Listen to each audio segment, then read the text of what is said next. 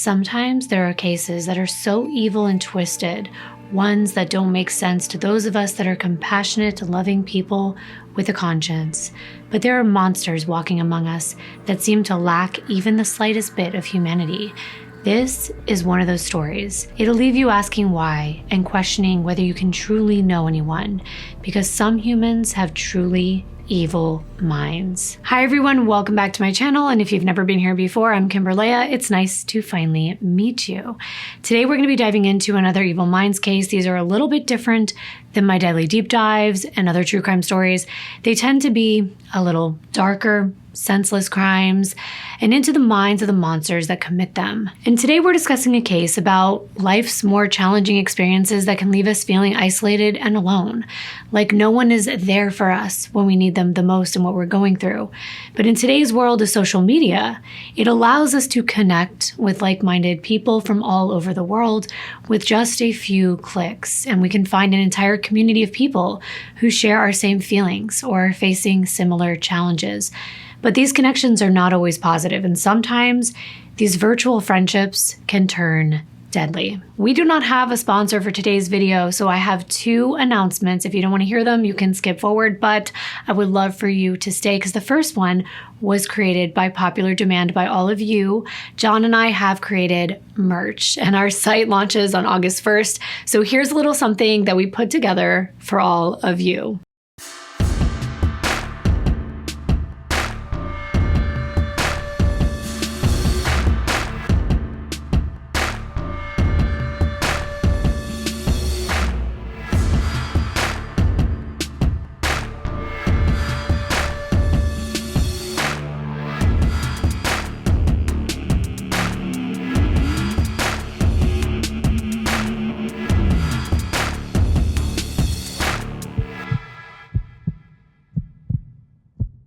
I hope that you like what we have so far. We're going to be creating new things all the time. And if you want to get on our VIP list and get a discount, look below for early access. And thank you so much for your support, your suggestions. And like I said, there will be more to come. And real quick, my last little tiny announcement, I'll be as quick as possible. I'm so happy to announce that my new TV show, Daily Deep Dives, is now on the Roku channel on TCL Live TV Plus, Local Now, Plex, and Live TVX. So tune in to the Mysteria channel on any of these streaming platforms to watch me do a deep dive into victim-focused true crime cases with stories that deserve to be told, bringing justice to the forefront and giving a voice to the voiceless. My show will be airing Monday through Friday from 11 a.m. to 12 p.m. Eastern this month. And to watch for free, just download your app of choice on your smart TV and search for Mysteria in the search bar. I hope to see you there. Thank you so much for your attention during my announcements. Now let's get into this case for today. I want to start out by introducing you to Helen Rose Hastings. She was born in July of 2002 in Houston, Texas, to her father, Philip John Hastings, and her mother, Susan Mary Rosenberg.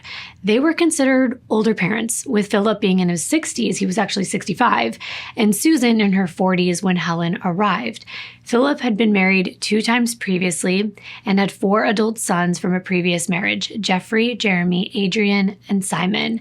But Helen was the first and only child that Philip and Susan had together as a couple. Even though little Helen really wanted a little sister, it was too much of a risk since her mother, Susan, suffered from preeclampsia during her pregnancy and nearly died having Helen. I also had this. I just experienced this last month, giving birth to my daughter, and I know just how scary it really is. So Helen remained the only child and was named in honor of Susan's Greek roots in reference to the Hellenic people who were referred to as Helens. Thanks to her parents' successful careers as respected geneticists and professors at Baylor College of Medicine, Helen's childhood was one of privilege and affluence. Helen's father, Philip, graduated from the University of Cambridge in the United Kingdom and then obtained his PhD from the same university and then went on to do his postdoctoral fellowship at Harvard. Helen's mom, Susan, went to the State University of New York for her bachelor's degree, then got her PhD from the University of Oregon before doing her postdoctoral fellowship at the University of Paris in France, and another one at the University of Utah School of Medicine, as well as the National Cancer Institution. She did 3 postdoctoral fellowships. So it goes without saying that both Philip and Susan are very intelligent. They were both doing tons of research in molecular biology, cancer research, and genetics, sometimes even writing scholarly papers together. They lived in a very nice home in an upscale suburb in Houston, estimated at over $1 million. It's a 3-bedroom, 2-bath, 2-story home on the corner of Goldsmith Street. It has a long brick walkway to the front door, a pretty tree with pink flowers out front. And Helen also attended pretty expensive private schools. She clearly inherited her parents' intelligence as well. She was speaking in full sentences by the time she was only 18 months old, and her interests as a child included theater, swimming, music, singing, art, and robotics. And she sure was a cute little girl as well. Philip and Susan traveled all the time giving lectures at different universities around the world, and Helen always accompanied them on their trips. Her favorite destinations were Japan, Croatia, and Norway. I have not been to any of those places, and I'm 42 years old. But at just 7 years old, Helen actually told her parents she wanted to start an institute for women scientists in Japan. Wow. That's impressive. It seemed like Helen would achieve that goal and many, many more, even change the world one day. And I can say that she definitely made an impact, but not in the way that anyone would have imagined or wanted for her, sadly. But that will be apparent later on. In her adolescence, Helen enjoyed her classes at Outie International School, and this was a private school. It's Houston's premier pre-K through 12th grade institution, and wow, when I looked it up, I was thoroughly impressed, to say the least. It's $30,000 a year. Yes, Outie offers students a rigorous path to graduating with either an international baccalaureate, hope I'm saying that correctly, or the French baccalaureate diploma. I am probably butchering that pronunciation, but Outie is the only school in Houston to be fully accredited by the French Ministry of Education. So it's a pretty big deal to get the opportunity to attend. And Helen excelled academically. But school wasn't always rosy for her. You would think with a school of this caliber and the cost, that would not be the case. But she was relentlessly bullied at school, and it's really unclear exactly why the bullies were picking on her, but let's be honest, there really is no excuse. On its website, the school boasts that it has a warm and friendly environment, but apparently that wasn't the case for Helen. Supposedly, it had something to do with a diagnosis that she received in primary school. She suffered from misophonia, which is a condition that makes you feel angry and disgusted when you hear certain sounds that are made by others. You might know someone who is eating, maybe their chewing is starting to gross you out. It sounds really disgusting, but this makes a person suffering with this condition physically repulsive. Like they cannot stand it. And I have to say, I kind of suffer from a mild form of it myself. If you don't suffer from it, you are very lucky. For me, it makes me want to physically hit someone. So if you know, you know, and obviously I would never do that, except for maybe when I hear someone chewing in my ear. But for Helen, other sounds like pencil tapping, sniffling, coughing could also trigger a negative physical reaction without any warning. You could consider misophonia like the opposite of how the sounds of ASMR would be. It's soothing to so many people. For Helen, listening to ASMR would have been extremely disturbing and unsettling. When her classmates found out about her condition and how easy it was to set Helen off, they made it their mission to disrupt her life. They would intentionally make loud chewing noises in the cafeteria until it got to the point where she had to eat outside by herself, or her classmates would tap their pencils loudly and make like these throaty sounds in class so that she could not pay attention. And that's so cruel. And I am left wondering if the school did anything to prevent these kids from doing this to her. But the only thing that got Helen through the day at school was her group of supportive friends, including her best friend from childhood, Bailey. They enjoyed being Helen's friend, especially because according to Bailey, Helen, quote, seemed like she wanted to know everything, end quote. And that could make for some fun adventures playing together, I'm sure. Helen was very friendly and extroverted, and thanks to her broad interests and membership with so many extracurricular clubs, Helen was known as an extremely welcoming and non-judgmental person. Even though she was bullied, she did not do that to others. So naturally, other kids who might be considered outsiders or who were different found it really easy to be friends with her, and she would defend them fiercely. Helen's condition wasn't the only thing that set her apart from her peers. She was also very small. at just 5'1", and there's nothing wrong with that. I'm even shorter. But people would pick on her. And they'll pick on you for anything these days. And maybe because she was smaller, people would think she was more vulnerable and an easy target. But as Helen moved through puberty, she realized that her feelings towards other people were different than how most of her friends described themselves. When she learned the right language to explain her feelings, she told her friends that she identified as non-binary and pansexual. This can be confusing if you don't understand these concepts, but it's simple. Non-binary refers to a gender identity that doesn't fit strictly within the categories of male or female, and pansexual describes a sexual orientation where a person is attracted to others regardless of their gender or their gender identity. It is important to note that Helen chose to go by she and her as their pronouns, and in junior high school, Helen tested out what it would be like to date, and she entered into a relationship with a female classmate. But when the relationship broke down, her ex outed her gender identity and her sexuality to their entire class, which gave her bullies even more fuel for their torment. We know how mean juveniles can be towards one another, and it's truly sad. Many times it's unwarranted. I'm currently following a case right now of Aubrey Wyatt, who took her own life at only 13 years old, apparently over being bullied by her classmates. And I wonder when it is going to stop. What will it take for this to stop? And even though Helen had a good group of friends, the relentless bullying at school took a toll on her mental health, as it would for many people. She developed anxiety and depression, and she also struggled with body image issues, which followed her for the rest of her life. I do not think people realize the profound ripple effects that bullying can have on people. Just when things look to be at their darkest, Helen found her light. In the 8th grade, her good friend Bailey invited her to a cosplay convention for the very first time, and this experience changed Helen's life forever. So let me know in the comments if you are a cosplay fan. If you're new to what cosplay is, it's a portmanteau, a blending of two words, the word costume and the word play. It's an activity and performance art in which participants, called cosplayers, wear costumes and fashion accessories to represent a specific fictional character. This practice actually started at science fiction conventions, where attendees would come in costume, and actually dates back all the way to First World Science Fiction Convention held in New York in 1939. So it's been around a long time.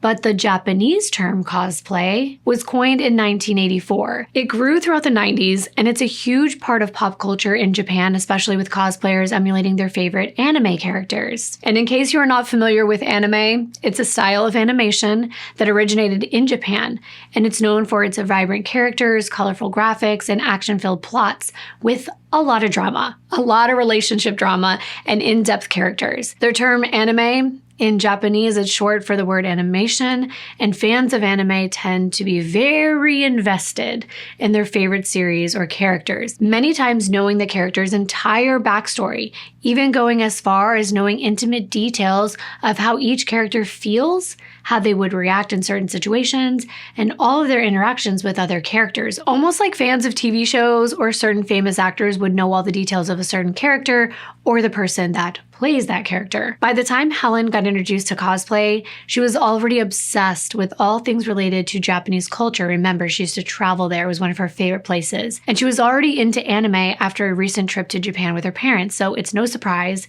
she fell in love with cosplay instantly. It wasn't just the bright costumes or the characters that drew her in. It was much more than that.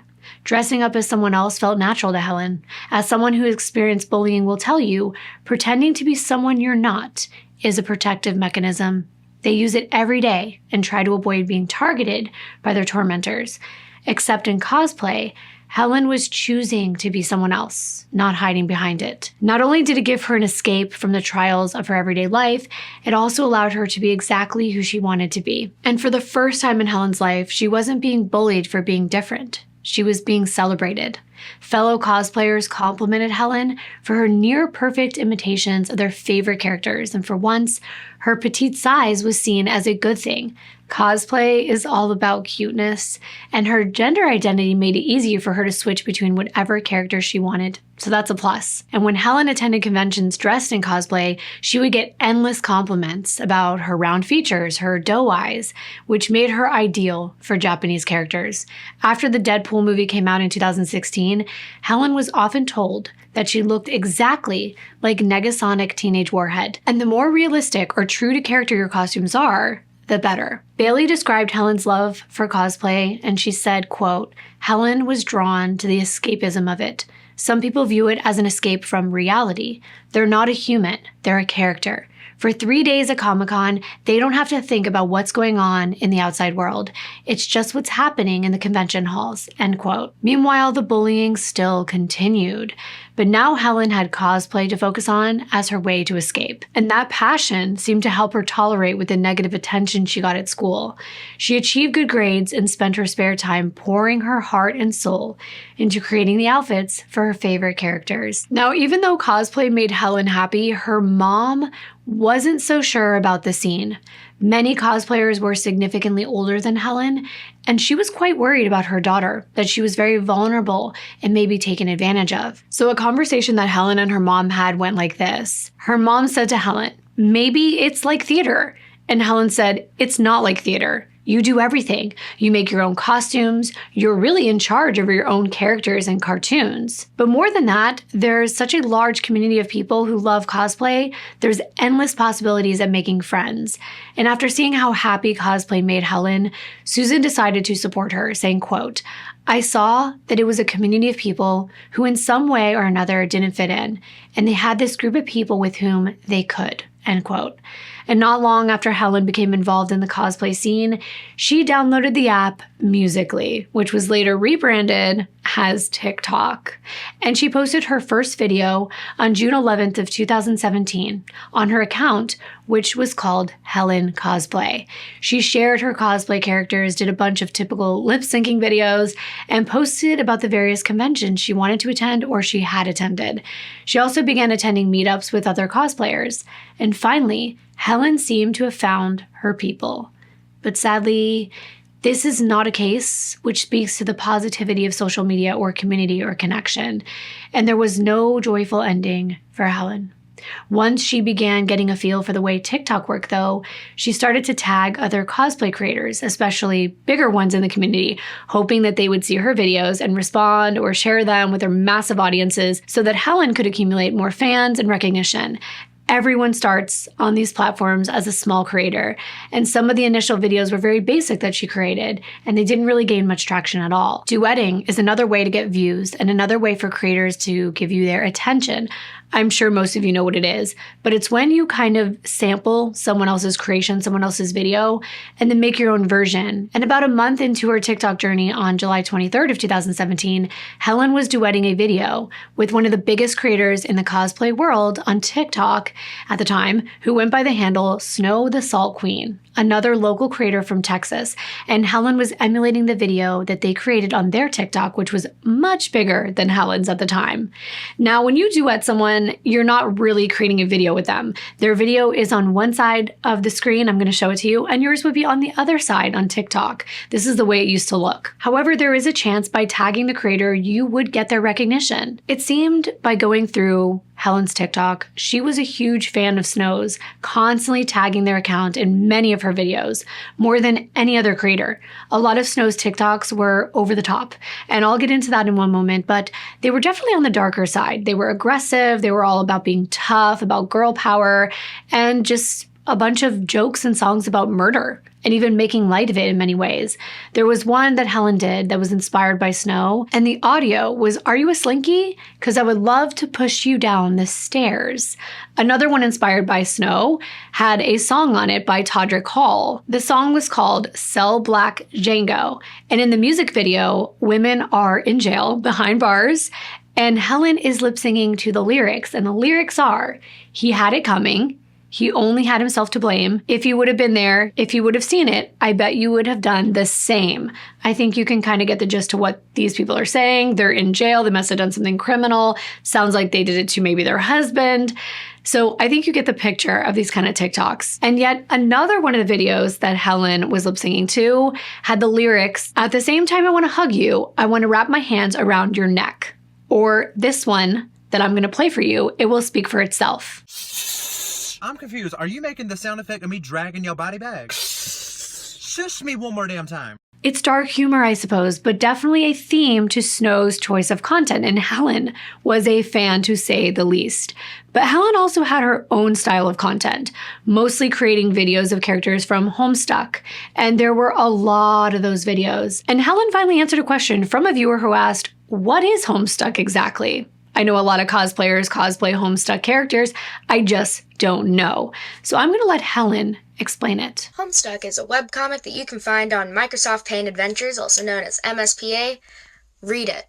Just do it. Just trust me, man. Just do. According to Wikipedia, because I wanted to know what it was too, Homestuck is an internet fiction series about a group of teens, John, Dave, Jade, and Rose, and they trigger this inevitable destruction of the entire Earth by installing the beta version of an upcoming PC game. They learn that playing the game has inadvertently triggered the destruction of Earth and that they must beat the game to create a new universe. Helen was so down to earth, and it's so obvious why she was gaining so much traction and so many followers. She was great at playing these characters, and she would stop and answer questions from her audience. In this one, she answers a question about her favorite cosplay. My favorite character to cosplay is probably Dave or any of the trolls, but I do feel super confident in Mystery Girl, and I really like that. But with the others, it's just like fun, you know? Yeah. She is just so sweet and so innocent and relatable. She's just a teen in her bedroom or bathroom with her messy hair and a smile, waiting to entertain or embrace you as a friend. And as I watched her videos, I could not help but truly love her personality. There's something so genuine about Helen. It's hard not to be drawn to her. And by 2018, it seems from TikTok that Helen was dating a person named Devin, and she called them her boyfriend. Devin's profile name was Mysterious Reaper, and Helen would make many videos tagging Devin, and those videos focused on how much she liked Devin.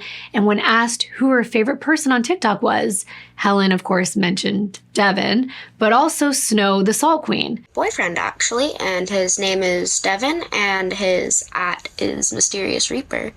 So y'all should follow him on Musical.ly. He's great. I love him so much, and he's amazing. And in terms of actual person, it's Devin, my boyfriend. In terms of like other stuff, it would have to expand to include Snow the Salt Queen and Turdini and just like people like that because they're chill. Yeet. And after a year or so on TikTok, Helen had a few videos that actually went viral. This one right here with 14,000 views was the first one. It's another Homestuck cosplay. Then there was one at 33,000. And then finally, on March 4th of 2018, this video blew up. The audio is no longer available, but it had over 300,000 views. Now, this video was a cosplay of a Night in the Woods video. She was dressed as a cat after the character. And it was almost like every video going forward, each time she posted, gained even more views. And over time, Helen was up to 20,000. And then by the 31st of March, she thanked her audience for 60,000 followers. And then over 100,000. And her account finally grew to 150,000 followers. And it's a community of these like-minded people that are giving her attention. That's a lot. And before long, the negative attention that she got at school was outweighed by the positive feedback she received online. And eventually, it seemed as though Helen and Devin were no longer together. But Helen was stronger than ever. She even posted a few videos venting through lip-syncing videos of different songs with audio related to ex-boyfriends. And about a year and a half after Helen was first introduced to cosplay, she got to meet one of her favorite cosplayers and TikTok stars, Snow the Salt Queen. And this was probably a huge milestone and quite an amazing experience, as many of us know what it's like to meet someone famous or someone we hold in high regard as being talented in our industry or our hobby. Remember that Snow and Helen both live in Houston, Texas. And even though it's a big city, the Houston cosplay circuit had its pockets of tight-knit friend groups, and Snow had one. They were selective about who they let into their group. And Helen had a chance to be part of all that when the two of them met up. When they got together, Snow posted a video on October 3rd of 2018 that Snow posted onto their TikTok tagging other girls. All 4 of them appeared in the video, and I'm showing it on the screen now. I'm going to freeze frame it for you. That's Snow with the short blue hair. Helen is the one in the red wig. The TikToker Exquisite Curse cosplay is in the pink wig, and Feral Toga is in purple. Now, Helen shared this video to her TikTok as well with the hashtag squad goals, among others. And the audio is, I would say, funny to me anyway. It says, "You make me want to throw up and shit on myself." I don't know. It does make me laugh, and it looks like they're having fun together. And it's no surprise to me, but after this meetup, Snow and Helen continued connecting through local events and TikTok and the Houston cosplay circuit. And ultimately, Snow accepted Helen into their close-knit group of friends, which meant that they started hanging out beyond just random TikTok videos and going to cosplay conventions and events. I want to tell you more about Snow because I'm not sure how much Helen or anyone else knew about them. Helen was only 15 and in the 10th grade when she met Snow, who was 4 years older at 19. Snow's name is actually Marianne Oliver Snow. Marianne was born in September in 1998 in Houston, Texas, not far from where Helen was raised. Marianne identified as non-binary and chose to go by they, them pronouns as well as the name Snow online. When the pair first connected, Marianne was going by the online handle Snow the Salt Queen on TikTok, which you can see in that video that I posted. It's right on the video. Snow's account on TikTok featured them in cosplay and shared the process of designing and making anime costumes. Marianne had amassed a huge following on TikTok after several posts of her intricate outfits went viral. And by 2021, Snow had more than 1.6 million followers and 45.5 million likes on TikTok, as well as 20,000 followers on Instagram. Just like Helen, Marianne found a community of like-minded people online via TikTok, and they shared that they had been bullied thanks to their quirky interest in non-binary identity. And just like Helen, Marianne used their TikTok account and cosplay to provide an escape from reality. Now, I don't want everyone to get too confused, so from here on, I'm going to refer to Marianne as Snow. One thing that was different about Helen and Snow's online experience is that Helen used TikTok to express her personality through cosplay, but Snow seemed to use cosplay as their entire identity. And what Snow wanted their identity to be wasn't pleasant.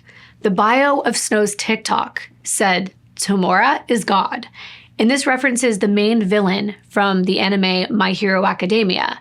Tamora's mission is to murder one of the series' protagonists and bring about the downfall of society. And many of Snow's videos showed them dressed up as Junko and Ashima from the Danganronpa series. This anime series has the character who I mentioned, Junko, with the long blonde pigtails, the big blue eyes, and the distinctive school uniform and black jacket adorned with pins. And that's exactly what Snow's videos looked like. And if you look at Junko's character, it looks adorable. And after all, she's a cartoon. She's not real. It's cosplay. It's all about pretending. But Junko is a bad villain in the anime world. And I know this probably sounds funny to some people, like, okay, it's not a real character. But to Snow, it was different. It wasn't exactly how Snow looked when emulating Junko that was problematic. It was Snow's declaration that they were the reincarnation of Junko. That's what's concerning, especially when you know the context. In the Danganronpa anime series, high school students are trapped in a deadly game where they have to kill each other to escape, and it's all orchestrated by the Junko character herself.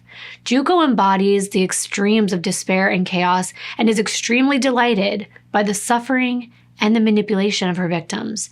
On Snow's Instagram bio, they refer to themselves as in real life Junko and Oshima. And Snow was actually very possessive of this character in that they would criticize anyone else who tried to cosplay as Junko, and they seemed to enjoy getting caught up in the controversy and the drama. A person named Dolly Lace, a Houston-based cosplayer that knew Snow, said they were like the Regina George of the community. And another friend, Jem Pinker, a friend of Helen's actually, who hung out with Snow, said that the drama is what brought Snow's friend group together. There was always something going on in Snow's world, so everyone would be talking about it. Snow's violent perspective and provocative content was significantly different than Helen's content. Helen focused on relatively innocent costumes and dance routines. And recall that I showed you how Helen would imitate Snow's videos, and those videos had those violent and angry undertones. But despite the distinctions in their content, the two hit it off after connecting on TikTok and then in person. It was after messaging back and forth online for a while that Helen and Snow finally met up in real life, like I told you. But even before that first meeting, Snow's content was becoming even more risque and provocative. Most other accounts in the cosplay niche posted outfits and gained positive feedback on how closely they imitated a character. But Snow took it to a whole new level by posting photos and videos dressed up as highly sexualized versions of these underage personas. Now, I hadn't even considered that, but I'm going to touch on it because it is very controversial. Plus, Snow went another step further and offered a unique type of content to her 1.6 million followers. They could pay to have Snow take nude or semi-nude photos as these childlike characters. Do you see where this is going? Do you see where this can be problematic? Snow set up an OnlyFans, offering exclusive content and monthly subscriptions for their most devoted followers. It's easy to see why Snow became as popular as they did. I watched a number of their videos. They're talented. With their makeup, the wigs, the costume, the overall style, I can definitely tell they have star power. And millions of people thought so too. This was far from Snow's first foray into questionable behavior. In January of 2019, just about 6 months after Helen came into their life, Snow and a friend visited a cemetery in Texas. During this visit, Snow was dressed as Junko in a very skimpy cosplay outfit and dancing on top of graves of the deceased. They also kicked and defaced some of the headstones in the cemetery. Doing all of this in the first place was bad enough, but then Snow decided to upload this video to social media. Of course they did. This is what they live for, viral content. Snow probably expected their audience to find these clips funny or entertaining, but the cosplay community felt entirely opposite. Thousands of comments were being posted condemning Snow's actions and calling them out for being disrespectful to the dead. Mocking the dead is taboo in many cultures, and the reaction to Snow's video certainly demonstrated that point. But rather than apologize for their actions, Snow decided to take a different approach. They claimed that the backlash was out of proportion to what they had done. In Snow's opinion, it was just a joke, and people should have taken it like a joke and not taken it so seriously. So they took to TikTok Live while applying their makeup to comment about it. Snow said, quote, "I didn't know there were so many goddamn rules in a graveyard. I still don't understand why it's wrong, but I'm not going to do it again," end quote. That's really not taking accountability at all. It's justifying it, and having a big following can definitely cause someone to have a God complex. It's as though they can do no wrong. Snow also claimed that the management of the cemetery had given permission for them to dance and desecrate the graves shown in the video. When the cemetery management were notified of this controversy, they strongly denied this claim. A statement on the cemetery's social media said that since they had become aware of the video, that Snow had actually trespassed on the grounds. So Snow was also a liar, which was not a good look for them. And sadly, Snow refused to learn any kind of lesson from the cemetery incident because allegedly, just a few months later, Snow was in trouble again after posting that they needed money to fund a treatment for a sick kitten of theirs. But after receiving thousands of dollars in donations, it was revealed that Snow had actually pocketed the money. And for the record, this incident was mentioned in a number of videos I came across in reference to this case, but I like to do my best to back up claims with facts, and I will let you know, I was not able to find any news reports backing this up, and that is why I prefaced it with allegedly. These are things that people said Snow was doing. But it wouldn't be the first time someone lied about something in order to create a fundraiser. I have seen this many times, sadly. And for Snow, that was just the controversy which played out on social media. Behind the scenes, Snow was involved in many more disturbing situations. For example, after a bad breakup with a mutual friend they dated from the cosplay community, Snow was barred from attending an 18 and older event that their ex was involved in. So for revenge, Snow reported the event to security and claimed that there was a child in attendance. And this might not seem like a major red flag, but it does speak to Snow's vindictive nature. And in another incident, a follower complained that Snow had charged them $300 for a Junko wig, which was clearly a cheap knockoff from a place like Alibaba, like AliExpress. And I went on Reddit and I saw a post from a person that claimed that they had this same experience. So perhaps Snow had done this more than once. Others called them out for taking real swords and blades to conventions rather than fake ones. And this is despite real weapons being prohibited from all these events and venues. And I was a little confused on how that would pass through security. I'm not really sure, but this is just what I read. And the stories of disturbing patterns of behavior began to emerge from those who met Snow in real life. They recall how Snow always chose to cosplay as villains. And even when they weren't in costume or filming content, the lines between fantasy of their characters and reality were blurred. Snow would act like these villains in the course of their everyday life. They would take on different personalities multiple times throughout the day, depending upon the situation. If Snow needed to get away with something or convince someone to do something and to get their way, they would put on a sweet, high-pitched voice that I can't even do, and they would flutter their eyelashes and refer to themselves by the name of a sweet anime character. But when Snow needed to be more powerful, they would deepen their voice and take up a dominant stance with their arms crossed and their shoulders back. In these situations, Snow would refer to themselves as a villainous anime character. It's unclear if Snow was just simply role-playing in these situations, or if they were switching between personalities. But on Snow's personal website, there was a list of what they referred to as their alters, with a wide range of gender identities and ages. And this appears to be a reference to DID, or dissociative identity disorder. And DID is a real mental health condition where a person experiences two or more distinct identities or personality states. These identities may have their own names, ages, histories, and characteristics. And DID has often been associated with cosplayers thanks to the creative expression and role-playing elements to what they do. But it's important to note that they're fundamentally different phenomenons. People who cosplay as different characters are not experiencing dissociative identity disorder. And there's no evidence to indicate that Snow was ever diagnosed with DID. Most of Snow's alters were villains, though. And what is clear, that is no matter how much controversy swirled around Snow, they continued to mock anyone who called them out. In fact, Snow seemed to thrive on all the drama. An ex-friend of Snow's once commented, quote, "Snow has always been someone who leverages controversies and call-outs into publicity. They will wait out the drama and use that notoriety to make themselves even more known as possible," end quote. Because Snow thrived on the drama and scandal, they constantly sought out ways to cross the line and be more edgy. By stirring up controversy, they solidified their reputation as someone who would do anything to stay relevant. By the time Snow and Helen crossed paths, it was clear that Snow was someone who would prioritize fame over friendship. They were more likely to create chaos and conflict than to offer any real encouragement or support to their friends. But Helen either didn't realize who Snow really was, or maybe she thought Snow was just putting on a performance for social media.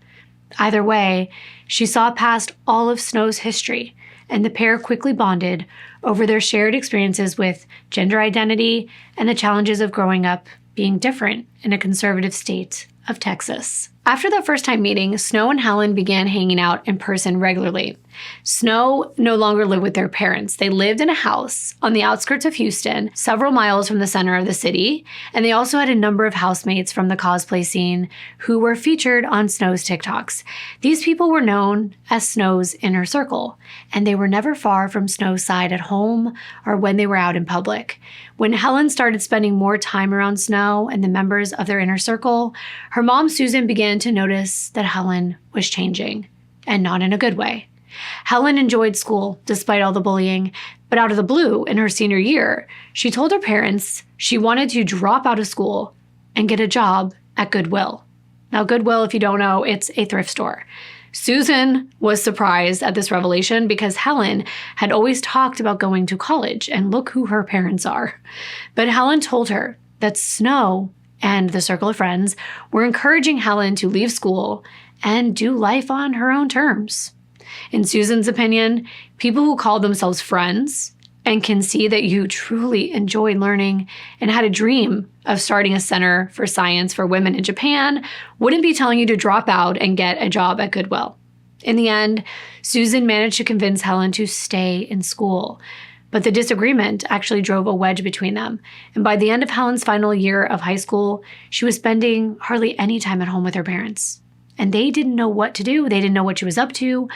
But friends of the pair said that Helen was at Snow's house most nights. The group spent their time drinking alcohol and smoking weed, even though those close to Helen said that she wasn't really into it as much as Snow and their friends were. However, slowly but surely, weed became a thing they did every day.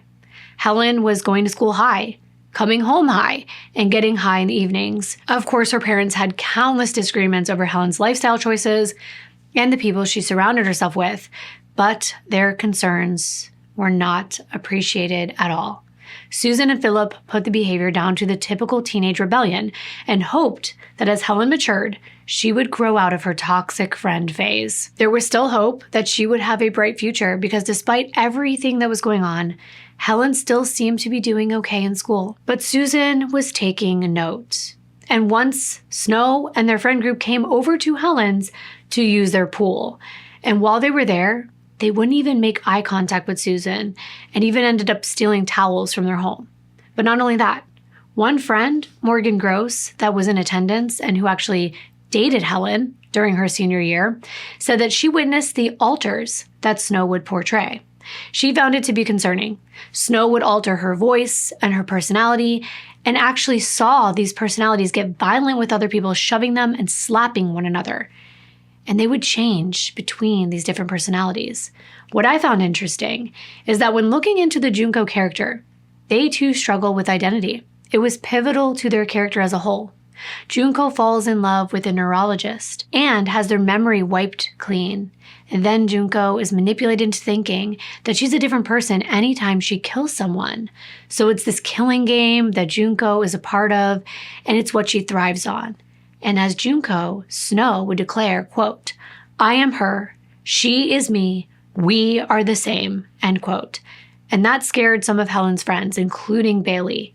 But ultimately, to Helen's parents' relief, in 2020, she graduated high school and was accepted to Oberlin College in Ohio. It's a small liberal arts school which is about an hour outside of Cleveland. She enrolled to do a triple major in art, psychology, and neurobiology. This all came at the height of the pandemic. At the time, Helen's parents were both working in environments where they were exposed to COVID frequently, which meant that Helen was also at an increased risk. And Helen was so excited to go to college, but also concerned that catching COVID would delay her being able to go to classes. So, when her friend Snow offered her to move into their place for a couple weeks before leaving to go to college, Helen jumped at the chance. But Helen's parents weren't so keen on this idea, mostly thanks to the fact they had seen how Snow's friendship had negatively impacted Helen over the past few months. But there was really nothing they could do to stop their daughter, who was now 18, an adult, able to do as she pleased. So Philip and Susan could only hope that Helen's college experience would mark a new chapter in their life. And with a new start would come a whole new network of friends and hopefully more positive influences. I was told at a young age, and maybe you were too, that your friend group can make you or break you. The company you keep is very important, and it's something that many parents are fearful of. The influence that a friend can have over their impressionable children. And Helen was still very impressionable. 2 weeks later, Susan and Helen drove to Oberlin College, and that new chapter in Helen's life began. After a couple weeks, Helen told her parents she was loving college life and that she was focused on her studies and making new friends. She was hardly even posting on her social media. And finally, she seemed to have outgrown her past struggles and distractions. I mean, she was still doing TikToks, but not as many. However, she filmed a number of them in her new dorm room. And even her look was much more mature. because she was an adult now. But you can see that she is enjoying herself and her dorm room and her new school. In October of that year, Helen's mom, Dr. Susan Rosenberg, was awarded the National Institutes of Health Directors Pioneer Award. It was her second time winning this prestigious honor. She actually received a $5.6 million grant to develop new research on using proteins to prevent and slow DNA damage, protecting against cancer, Alzheimer's disease, and aging-related diseases. This woman is brilliant. The Pioneer Award recognizes researchers who are groundbreakers in their fields. This is truly an honor, and things were looking great. But the good times came to an abrupt end for Helen in November of 2020, when COVID cases began to rise in Ohio. Thanks to their governor, Mike DeWine, shutting down all the schools in the state, Helen was forced to return to Houston. But rather than go back to her parents' house, she decided to stay with Snow again and complete her classes online. Given this was in the middle of the pandemic, public transportation and opportunities for socializing were very limited, which meant that Helen was completely isolated from her family and her close friends. The only people she did have keeping her company was Snow and a couple of their housemates. But on top of all this, there was the matter of the house itself where Snow and Helen were staying. It was a large rental property, but it was in a constant state of disrepair and disarray. Now, this video may feature the home in the background with piles of trash visible. Helen also told some of her friends that the carpet in the house reeked of cat pee. And this was thanks to Snow's collection of animals. Now, Helen loved animals. She had pets of her own. She had a cat, in particular, a Siberian therapy cat named Willa, and she just absolutely adored Willa. It was her emotional support animal. And during Christmas, when Helen went back home to visit with her family, Willa even had her own Christmas stocking. Willa was even off to college with Helen and lived in her dorm room with her, but she could still make the comment about the cat pee smelling carpet. So this wasn't the best living conditions for Helen or anyone else. But everything seemed to be as normal as ever that holiday season. Helen would drop by with her friends, and on Christmas Eve, she and her mom hung out together drinking some eggnog and catching up. And for the first few weeks back in Houston, Helen didn't think too negatively about the situation. After all, it was only temporary, and she would be heading back to college in the new year. But over the next few weeks, the constant drinking and getting high began to wear her down. She started spending more and more time at her parents' house, and she even told her friends that she was desperate to go back to college. But Helen never got that chance. Thursday, January 17th, 2021, started like any other day for Helen, Snow, and their housemates. They decided to spend the evening drinking vodka mixed with Coke and Dr. Pepper and partying with friends who joined them later in the evening. As the night wore on, they watched movies and TV shows while Snow and a couple of her friends got high.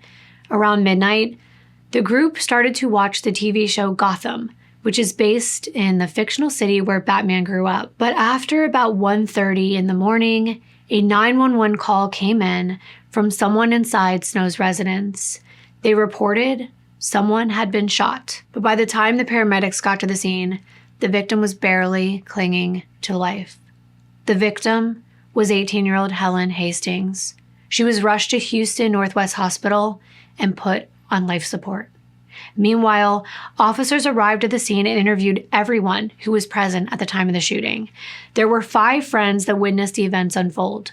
According to the police report, the group of 7 friends, including Snow and Helen, were watching Gotham, as I said. Well, there's a supervillain in that show, Oswald Cobblepot, who goes by the name Penguin and is based on the DC Comics supervillain of the same name.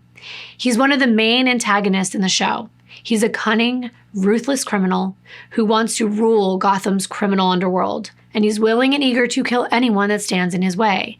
But on the other hand, he can be patient, cunning, and methodical. He's also the first version of the character that's openly interested in a same-sex character and has a complicated romantic relationship with fellow criminal and best friend, the Riddler. It's more like he was yearning to connect with someone rather than anything sexual, but I'm sure you can see some of the similarities to Junko and even Snow themselves in this character. And at some point that night, while they're all watching the show, Snow turns to her friends and tells them they have a gun that looks just like Penguin's. Snow went out to the garage of the home, grabbed the gun, and they explained that their ex-boyfriend had left it behind when he moved out. Now, this was not the first time Snow had taken out this gun and showed it off at a party. Almost every other time, at least one drunk friend would ask Snow to point the gun at their head, which they did. The ex-boyfriend had allegedly deemed this gun as safe, having removed all the bullets in the magazine. And Snow usually put the gun right back into its case after messing around with it. But on this night, the outcome of the game, if you can call it that, would be anything but fun. According to those present, Snow picked up the gun and slipped it into their pocket, and then headed back to join the group watching TV. Around 1 o'clock in the morning, Snow then pulled out the gun again and began playing with it, passing it around, waving it in front of the group, heavily intoxicated. At this point, one of Snow's housemates told them to pretend to shoot them, and Snow did. Then, before anyone knew what happened, Helen fell to the floor and blood spilled from a bullet wound on the side of her head. Initially, the friends stared at Helen in shock and disbelief, and moments later, one of them grabbed a large red and white teddy bear, which they held to the side of Helen's head to try to stop the bleeding. Snow then ran upstairs to get a towel, while another member of the group called 911. The operator instructed them to put the gun back inside the case and wait for help to arrive. Snow was detained, and police wanted their version of exactly what happened that caused Helen to be shot. Snow explained everything the same way I just did, except claimed that after the other friend asked to pretend to shoot them, Helen asked Snow to point the gun at her head, and apparently she said, "Oh, do me," or "Oh, shoot me," while laughing, like, "Do me, do me." Snow then raised the weapon, put it against the left side of Helen's head, and pulled the trigger. But instead of it being pretend, this was a very real gun, and it went off. Snow then made a formal statement. They told the police, quote, "They were all drinking and got pretty drunk," end quote. And then they began passing the gun around for hours and playing with it. Snow said they were sure that the weapon was not loaded, but they weren't paying attention hard enough because they might have been too drunk. But when Helen asked them to shoot her, Snow said, "Oh, okay," and the gun went off. Snow said they were in shock because it was supposed to be empty. They didn't load it, and they don't know how it went off. Snow said everyone in the house touched the gun that night, but it was mainly in their front pocket, and they pulled the trigger. So Snow said it was their fault. They said all they were doing was pretending that they were different characters in Gotham, and everyone was doing it that night. Snow said that they never fired a gun before, and since they didn't think it was loaded, they didn't see it as a danger. Allegedly, an ex-boyfriend who had owned the gun previously left the gun there and told Snow it was empty, and Snow assumed this meant that all the bullets had been removed. He had shown them how to take the magazine out so it wouldn't shoot. But there was some confusion around the removal of this magazine at the time of the shooting. Some of the bystanders recall they had seen Snow remove the clip, but then when it was picked up by the officers, the magazine was inside the gun. Snow stated they were really, really drunk. That's a quote. Really, really drunk. And quote, could have done it, end quote, meaning they could have put the magazine inside the gun before pulling the trigger. To confirm this, the police interviewed the other friends, and they recalled it was making a clicking noise before it went off. One of them stated that their group was, quote, wild, dumb, and does jokes all the time, end quote. And they witnessed Helen ask Snow to shoot her, and they also assumed that the gun wasn't loaded. Snow was arrested and taken into custody at the time. Meanwhile, back at the hospital, Philip and Susan had been notified of the shooting, and they arrived to be by their daughter's side. When Susan was informed that it was Snow that had pulled the trigger, she was in complete shock.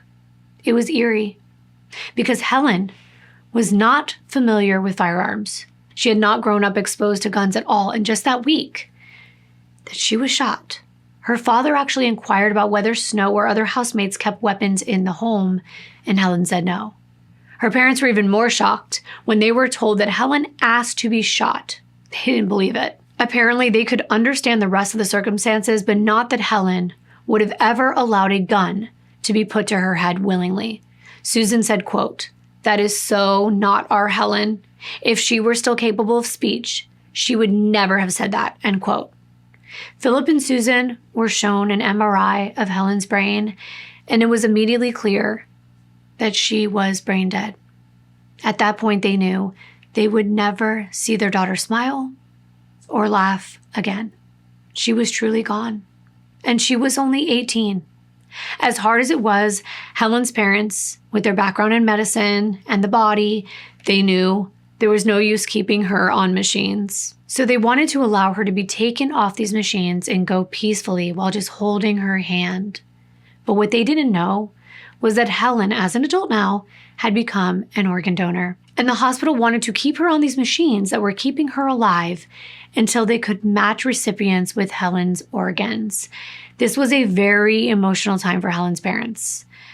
Not everyone is okay with their child being an organ donor, but what was really disheartening was the fact that the hospital wanted to keep her on life support for 3 days. Susan said she could only bear 2.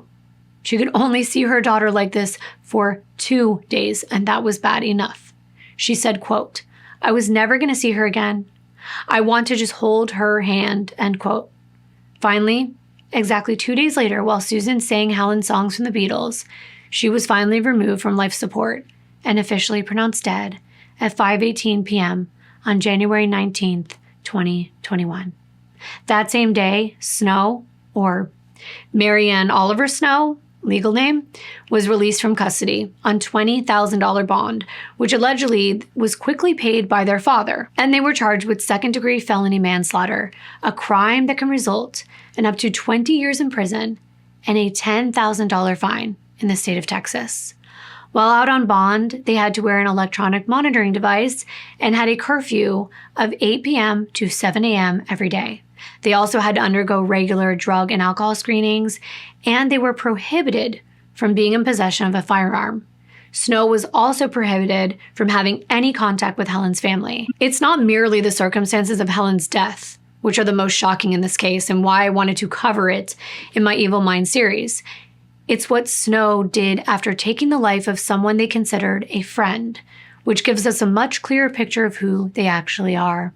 It's important to note that most people who witness the death of another person, even if it's not their fault, will experience some form of psychological distress. This can manifest as acute stress reactions, post-traumatic stress disorder, or other forms of emotional and mental burden. Witnessing such a traumatic event can lead to symptoms such as flashbacks, nightmares, severe anxiety, and uncontrollable thoughts about the incident. Imagine how much worse it would be for a person who caused that death, especially if they say or believe it's an accident. And how much worse would it be if you caused the death of a person you considered a friend? Well, for Snow, that didn't seem to be the case at all.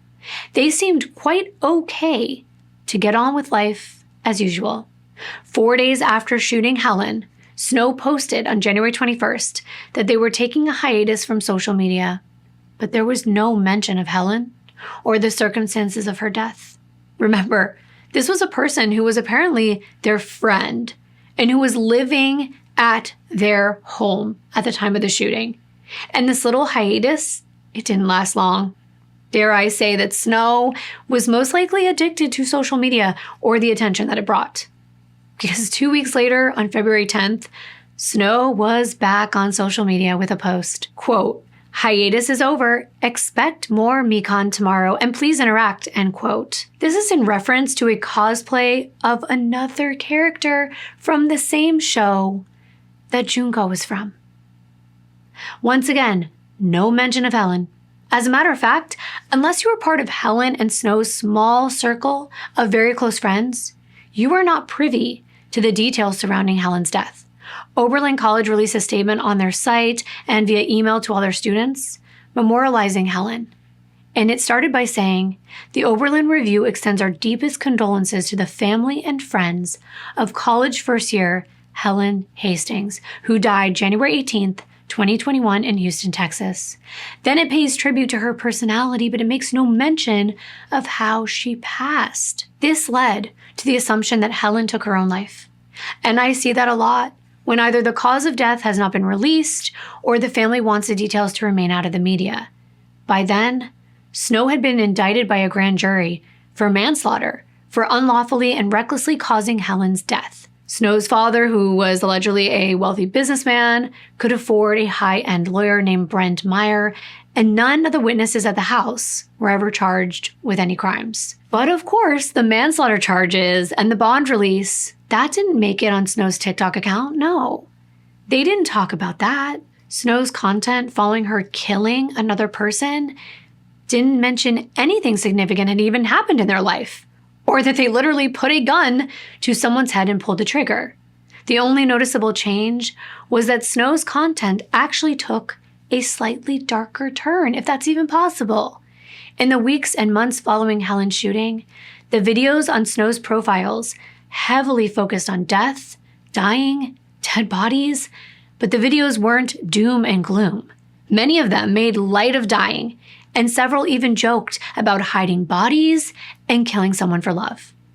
It was almost like Snow was bragging about the role in Helen's death. In April, just 3 months after Helen was killed, Snow posted on Instagram cosplaying as Yano Aishi, the protagonist of the game Yandere Simulator. They held a bloody baseball bat with bloody handprints on their cheeks, and they're staring into the camera with the caption, quote, "Updated Ayano cosplay, what do you think?" End quote. It's like nothing ever happened. And in another, Snow used audio which include the lines, quote, "My insides are red, and yours are too. And the red on my face is matching you. Goodness, you're bleeding. What a wonderful feeling. You're down and you're pleading. My head is just reeling." End quote.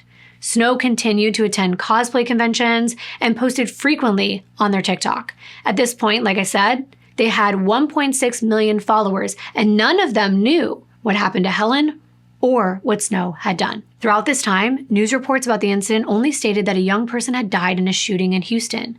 The details about the incident were sketchy, with no mention of the victim or the shooter or the circumstances.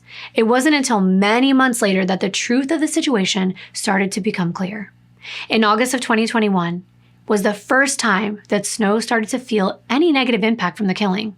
This was when their bond was revoked due to them violating the conditions of their home release. These breaches included failing to report to pretrial services, failing to comply with curfew restrictions, and letting their electronic monitor die on 3 separate occasions, which meant that their location was unknown for hours.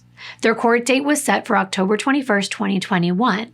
Now you see, if Snow hadn't violated these conditions, the world might have never known that they were the person responsible for Helen's death.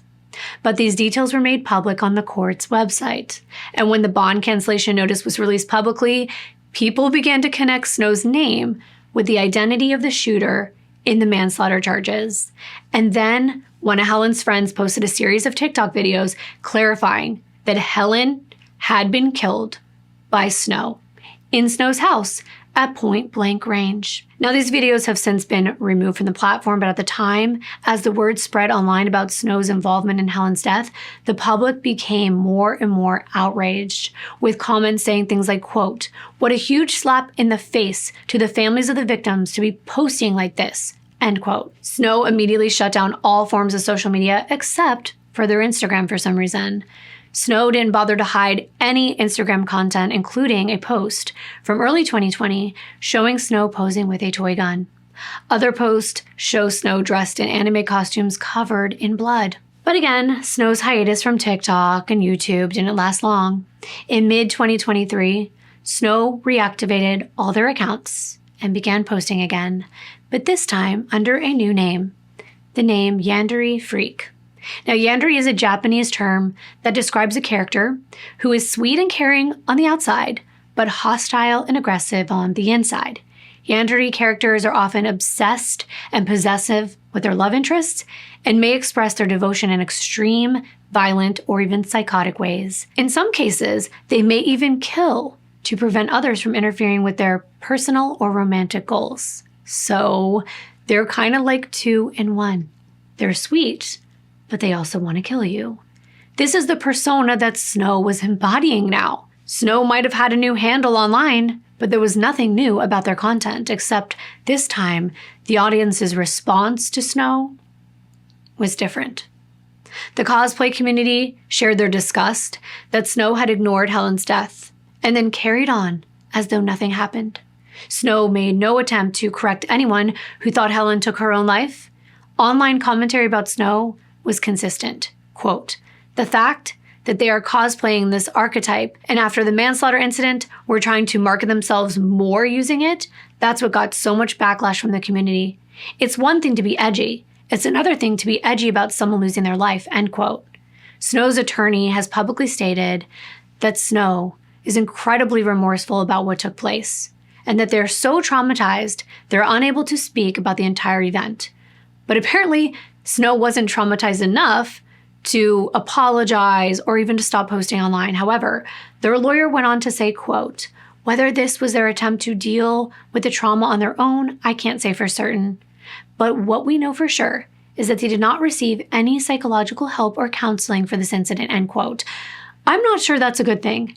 I think that should be mandated. In 2023, Snow pleaded guilty to manslaughter, and you might be thinking there would be some jail time associated with putting a gun to someone's head and pulling the trigger, causing their death.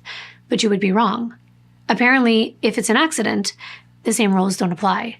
Snow was sentenced to 5 years of community supervision, which is effectively the same as parole. They must have a job, not leave the country without permission, are forbidden from owning a firearm, and they consent to random drug testing and must undertake 100 hours of community service. That's it. And I say that's it because I personally think it's truly shocking. So long as Snow abides by all the terms of their release, once the 5 years is completed, the manslaughter conviction will be removed from their record completely. Friends of Helen's have spoken out, and many of them don't believe Snow's version of the events that happened that night. Because, as Dolly Lace put it, quote, "It's the absolute textbook gun safety PSA story," end quote. As in, Snow should have known better. Most of us have at least heard you never point any gun at anyone, especially pull the trigger, unless you intend to shoot them, and you consider every gun loaded. Dolly went on to say, quote, "Most cosplayers don't use real guns whatsoever, and yet we know all the rules to pose with a fake one and have it look convincing. It was an accident that could have been avoided with 10 different steps," end quote.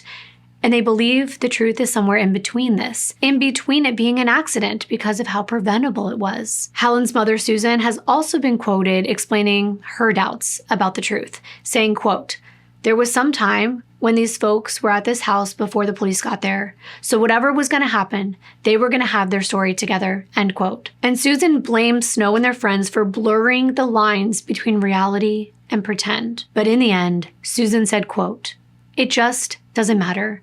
2 lives were ruined. Helen's was taken, and Snow, their life was ruined too," end quote. Susan was hoping, like many other people, that Snow would go somewhere where they could not hurt anyone else again, even though she truly harbors no ill will towards them. But we know that didn't happen. But I want this story to be about Helen, because of course we had to hear about Snow, but Helen should be remembered for her kindness and her positivity. I want to quote one of her closest friends, Ross Kish Levine, a fellow Oberlin College student. This is what they said about Helen, quote, "Helen was just an incredibly warm person, just incredibly friendly, kind, open to people, forgiving, willing to meet people where they were at and be very welcoming. We didn't really have an orientation or anything, so making friends was a little difficult. I think the first thing she said to me was complimenting my jacket or something, and from then on, we became close friends really quickly because she was just such a bright, warm person. She was always super excited about how cold it was in Oberlin. Whenever it snowed, she was delighted, which was really sweet to see. I think she was going to study neuroscience to cure misophonia. She also drew. She cosplayed a lot. She was just really creative. She loved the color pink. She had her hair dyed pink. She helped me dye my hair. She gave me my first quarantine friend haircut. I want her to be remembered as a real person, who is more than just a story or an event, as who she was, a wonderful friend, a bright person, a full, deep, complex person, a good person, a great person, and more than that, because people are more than what they can do for each other and what they can do for the world, just who she was as herself. Entirely original. Someone who meets you and instantly strikes you as like, wow, you are yourself. And that's an amazing thing to be, end quote. And I too want to remember Helen as not just a story or a TikTok video or even this YouTube video. She was a person. And I always want us to be able to take something away from these cases. And what we can take away from Helen's story is that it's a reminder that not all virtual connections, social media connections are positive. It's not always a safe and pleasant place. We've heard plenty of romantic connections which end badly, but this was a friendship. The type of relationship which is meant to provide support and encouragement, and instead, what started as a seemingly innocent interaction and shared experience eventually turned deadly. So please, proceed with caution, especially if you're a parent. I know it's hard, but do your best to monitor what your teen is doing and who they're connecting with online, because it can be a very scary place. I thank you all so much for being part of this community and being supportive and loving and kind. Make sure you keep that in mind in the comments. And thank you so much for being here for Helen's story. I will see you in my next video. Bye.